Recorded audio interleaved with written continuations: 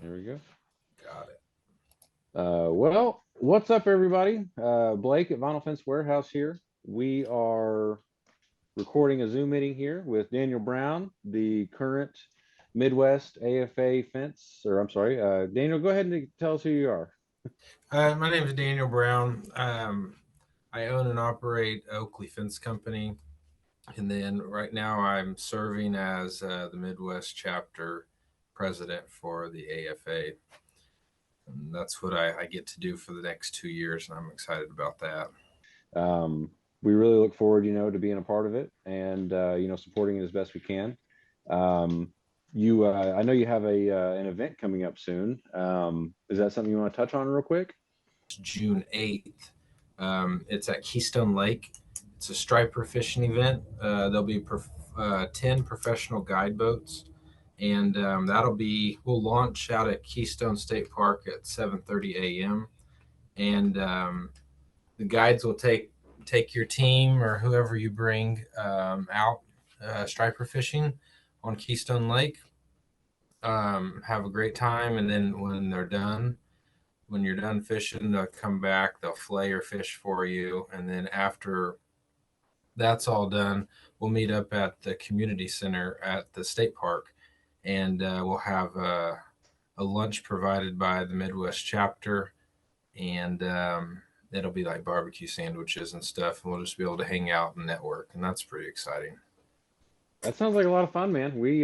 Us here at Vinyl Fence Warehouse, we're in. We're excited about that event. You been doing any fishing here lately on your own time, or? So just now starting to get into fishing. Right now we're right at the spawn, so we're not peak. We're just hitting spawn. So crappie are spawning, sand bass are starting to, and stripers are starting to leave the lake and go up the river systems and spawn. And so if you know where to go and you have a good spawning hole on a river, you can catch a mess of fish. You could really lay into 100 plus 200 sand bass if you knew the right spot and you can go find them. Heck yeah, you definitely just need some assistance in getting them in the on the stringer then. Now, Daniel, speaking of fence companies, we'll start there. Why don't you tell us a little bit about you and Oakley and kind of how you guys got your start?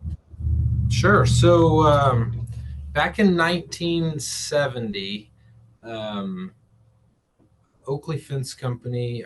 Well, let's start here. So there's a fence company in Tulsa called Aaron Fence, and Aaron's been around a long time. And Shelby Oakley's dad owned Aaron Fence, and Shelby came down to OSU to go to college. And so back in those days, my grandpa owned the Dairy Queen, and I think Shelby Oakley would come in and out of the Dairy Queen after college and get ice cream or whatnot, and he was putting up fence and he was putting up clotheslines and anything else he could pay for college. And I think his father got sick and needed to go back to Tulsa and run the fence company there. And so he talked to my grandpa into buying it from him. And my grandpa ended up buying Oakley Fence from Shelby. I think he got a truck, some chain links, some fence panels, and a 4x8 sign, Just plywood enough to get sign, started, huh? just enough to get started. Didn't know anything about fence, and yeah, he took it over, and my dad started working with him, and my dad ended up buying Oakley Fence from my grandpa in '88, and then I took over back in 2020 from my dad. He still comes in. He still likes to bid commercial jobs. He can't sit at home. He's like everybody else that's a fence company guy. Oh He yeah. wants to still be involved, so he comes around. But yeah, so we started. It's Oakley's been around 54 years now, so we're pretty blessed Wow. to say that. Oh yeah.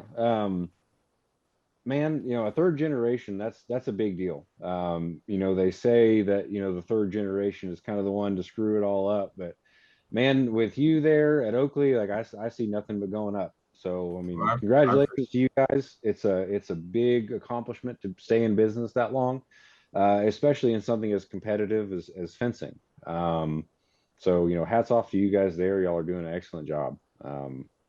thank you very much. Sure thing, man. Now, what are some projects that you guys might have, that kind of stick out? Something that was kind of a determining project, that took a lot of time and effort. Something you kind of stood back and was like, wow, that's something that kind of defined us as a fence company. So I would say 2000. We've done residential and commercial our whole careers. We do a lot of tank farms, oil field stuff. But my favorite project, I'd probably say, whenever I was installing, uh, when Boone Pickens came in and they did the west end zone, they started the phase of OSU athletics in the athletic village. The football built a practice field, and it was a giant fence that went all the way around the football practice field facility. Um, 8 foot tall. A lot of it was 8 foot tall iron, and then it transitioned down to 6 foot, and it was in between columns. That was a really fun project to be able to do, and then drive by every day and see that, hey, I built that fence. And we also have done the tennis courts. We've done a lot of stuff at OSU. That's a lot of fun. Here recently, back in 2021, we did we did a job for a guy that moved into Stillwater, and it was like 24,000 feet of four rail summit fence. And it's kind of like it's a spin-off version of Prefert's Ponderosa fence, but we found Hmm. we came up with a post, and we use your 2 inch pipe SS20 swedged in. So we put a lot of that up, and we actually entered that project in the AFA Fence Tech for Project of the Year for the Ranch Division, and we Hmm. won that one. And that was the first time we Nice. entered a project, and we won Project of the Year for that commercial ranch division. So that was really exciting. That was really fun. I've personally never won any kind of award for fencing other than the ones I give myself. I Uh, but any kind of accolade in this industry, I mean, that's definitely something to be proud of, man. I didn't know anything about it, and I started getting involved in the AFA and kind of learned a couple different things, and saw that there's competition. I was like, oh wow! And you live in a small town like Stillwater with 50,000 people, and you're like, I'm never going to compete with those big guys. But when a once in a lifetime project comes along, you better at least enter it, right? Oh yeah. Now I was talking to Jacqueline Lopez, and she was telling me about the contest, the one that you had entered and won. And there's a lot of manufacturers that will help you to enter that. If you have, let's just say, a homeland vinyl project, using obviously all homeland materials and things like that, and it's something that's notable. Send homeland your pictures; they will enter on your behalf. Because obviously it gets their name out there, tied to a fantastic installation.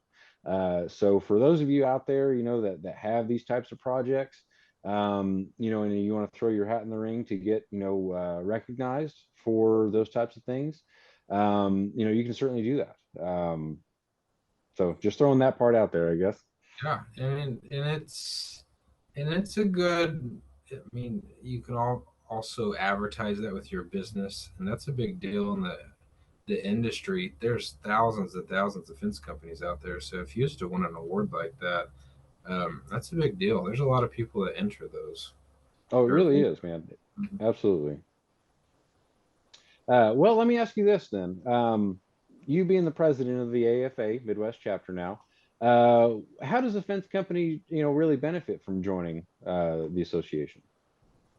I think I've thought about that multiple different times. When I started on the board, how could the Midwest chapter help fence companies that become members?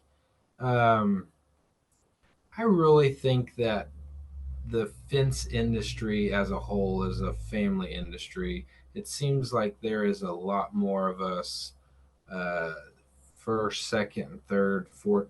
I know a couple fourth generation fence company guys out there. So it seems like it's a family organization we're a very giving organization and helping. I know Randy Ward. He has a story, and he's our past president of the Midwest chapter, but he's also gone way up the ranks in the AFA. And he had his house got knocked down by a tornado years ago, and the AFA. He tells a story how the AFA they came, they constantly sent him gift cards and different things to really help out. So I think our fence industry is giving, and once you're in a network like the Midwest chapter, and you're in need, we're a giving organization. If you had an employee that had a death or a tragedy, you let us know, and we'd find a way to help you however you could. But also, if you're a new installer or a new company owner, you come to these events, you rub shoulders with the giants of our industry, talk to people. They're going to help you. They're not just going to just turn their nose and walk away. If you're wanting to learn and grow, this is the best place to start. Yeah, I know that you guys definitely, as the AFA has a lot of education. I see schools all the time down in Arlington. I know there's one going on in Tulsa sometime in November. I haven't got all the details on it yet. I'm supposed to be headlining the vinyl portion of that, so I'm really excited to be, kind of jump in there and be a part of this, education part of it. So Daniel, we're really looking forward, to working with you guys more on this, and just doing what we can, to put that better education out there, We're happy to because have Vinyl Fence Warehouse involved. man, we're happy to be involved. We really are. Of course, of course. So tell us about your guys' new product that you guys have launched and started pushing. Yeah, that's the Goliath multi-post and frame system. It's a design of our own. There are other products out there somewhat like it. We kind of saw where those products missed some marks. They're very limited in what they can do as far as their infills. So we took a lot of feedback, from current fencing that's out there, and we came up with this. So it is an aluminum extruded post. We have it in a direct berry form as well as a no dig now.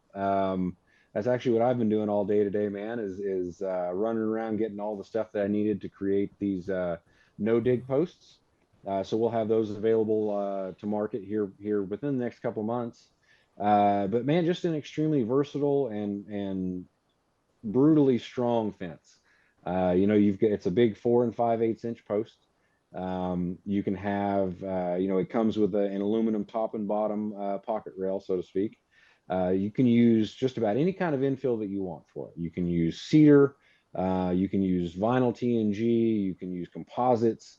Our flagship product on it is actually a vinyl rail. Uses a big, thick, heavy vinyl rail. Daniel, you've got a little bit of experience with some of that. Do you have any secrets or anything that's coming up that you can give a little hint at or anything? Is there any new Well, products coming to the market or? so with that system, we do have some new colors of the infill coming in a composite form.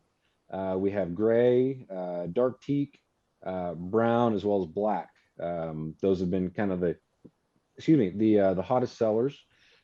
We actually also have a 4 foot tall residential chain link fence that we'll be stocking here soon. It's going to be extremely competitive in price, right there with all the corporate companies. Really and truly, we're just kind of a lot easier to deal with, a lot faster when it comes to the loadouts of products. So, if you're in Oklahoma and, you're looking for 4 foot black residential chain link, we have that in a traditional dig and set as well as a no dig form. So, all top quality products. That's just kind of how we do it here at Vinyl Fence Warehouse. It's always quality over quantity. Yeah, Just pushing the best products only. awesome. That's pretty exciting. Man, we really are excited. It was kind of a slow winter, I think, for everybody.